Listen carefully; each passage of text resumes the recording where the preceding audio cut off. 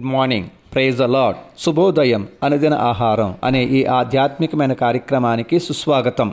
మనుషుడు రొట్టె వలన కాదు, దేవుని నోట నుండి వచ్చు ప్రతి మాట వలన జీవించును.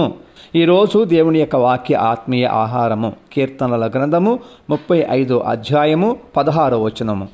విందు కాలమునందు దూషణలాడు వరదబోతు వలె వారు నా మీద పండ్లు కొరికిరి. కొంతమంది మాట్లాడే పొగరబోతు మాటలు హృదయాన్ని చాలా గాయపరుస్తాయి. శరీరం మీద గాయాలు చేసినా కూడా అంతగా బాధ అనిపించనంత హృదయ మానసికమైనటువంటి బాధను కలిగిస్తాయి. ఇలాంటి బాధే దైవజనురాలైనటువంటి హన్న అనుభవించారు. మానసికముగా కృంగిపోయారు దైవజనురాలైనటువంటి హన్న. అన్నం తినటం మానేశారు. తన భర్త 2 పాళ్ళు ఇచ్చినను, ఎంతగానో ప్రేమతో ఓదార్చినను ఆమె ఓదార్పు పొందక బహుదుఃఖాక్రాంతురాలై నిండిపోయి ఏడుస్తూ ప్రార్థించింది. ఆమె ఏడుస్తూనే ఉంది, మోకరించింది. కళ్ళు మూసుకొని పెదవులు మాత్రమే కదులుతూ ఉన్నాయి. కళ్ళు వెంబడి నీళ్లు. హృదయంలో తన సహోదరి అయినటువంటి పెనిన్న అన్న మాటలు మారు మ్రోగుతున్నాయి. పదే పదే పెనిన్న అన్న మాటలు తన హృదయాన్ని కోసిన మాటలు.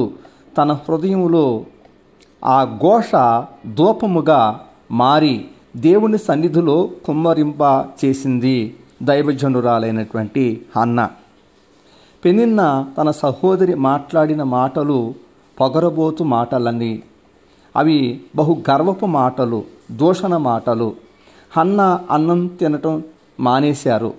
దేవుని మందిరమునకు వెళుతుండగా మాట్లాడుతూ పండ్లు కొరికిన మాటలు అవి. దైవజనురాలైన హన్న ఇంట్లో ఉండనటువంటి రీతిలో ఆ మాటలు ఉన్నాయి. దేవుడు హన్నాను జ్ఞాపకం చేసుకున్నాడు. పెనిన్న ఎదుట హన్నా గిన్ని నిండి పొంగి పొర్లింది. ఇది ఒక హృదయాన్ని నలుపుకొని విరిగిన మనస్సు, పగిలిన హృదయాన్ని దేవుడు ఇచ్చేటటువంటి గొప్ప ఆశీర్వాదమునకు నిదర్శనము, సమాధానము. మన ప్రియుడు రక్షకుడైన యేసుక్రీస్తు ప్రభువు ఇట్టి మాటలను మన రక్షణ కొరకు అనుభవించి ఉన్నారు. ఆయనను పిడిగుద్దులు గుద్ది, ఎవరు నిన్ను గుద్దారో ప్రవచించు యేసు అని పొగరబోతు మాటలు మాట్లాడారు. ఆయన తలపై ముండ్ల కిరీటకముతో నొక్కి, యూదులు రాజా జయము జయము అని హేళన చేశారు. పండ్లు కొరుకుతూ ముళ్ళ కొరడాలతో కొట్టించి నా ప్రభువు దేహాన్ని చీల్చారు, చిందరవందరగా చేశారు. ఆ గొప్ప దేవునికి స్వరూపమైనను సొగసైనను లేనివాడాయను. పేతురు రాసిన మొదటి పత్రికలో 4వ అధ్యాయం 1వ వచనంలో ఇలా రాశారు: క్రీస్తు శరీరమందు శ్రమపడిను గనుక మీరును అట్టి మనస్సును ఆయుధముగా ధరించుకొనుడి అని. కాబట్టి ప్రభువు చేత ప్రేమించబడువారు ఇట్టి మార్గము నుండి నడిపిస్తారు. ప్రభువు ఎవరిని అయితే తాను జీవించిన మార్గం నుండి నడిపిస్తాడో అట్టి వారి జీవితంలో సంభవించే పరిస్థితులు ఎవరికి అర్థం కావు.